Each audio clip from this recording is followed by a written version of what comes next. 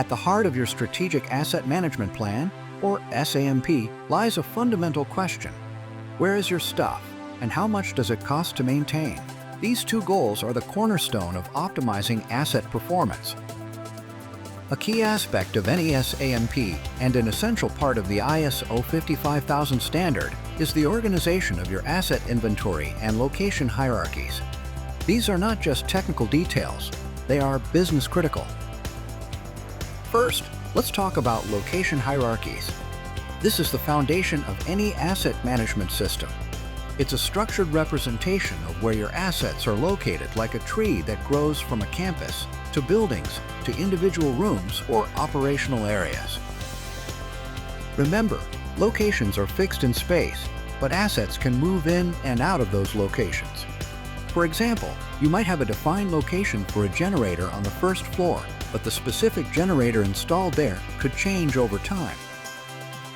This system also allows you to track the historical costs, not just of the asset, but of the location itself. If you find that certain locations require frequent repairs, you can dig deeper and investigate why. Next, let's focus on asset hierarchies. This structure defines the relationships between different equipment and components. Your asset hierarchy helps you manage everything from individual machines to entire systems. But what qualifies as an asset? In general, an asset is the lowest maintainable or replaceable element you care about. This could be anything from equipment to facilities. If you need to track its whereabouts and costs, it's likely an asset. Defining what counts as an asset in your SAMP is critical, especially when onboarding new equipment. Garbage data can lead to inefficient operations, so it's essential to capture accurate asset information right from the start. This brings us to the concept of the digital twin. With a digital twin, you can have real-time access to digital information about an asset, from work history and specifications to operational data and 3D models.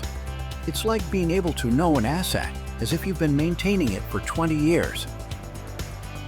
Digital twins also allow for advanced simulations, helping you run what-if scenarios, plan future maintenance, or even experiment with new configurations, all without touching the physical asset.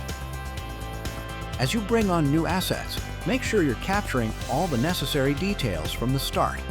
Whether it's from manufacturers or contractors, having the right data early on helps you avoid costly guesswork down the line.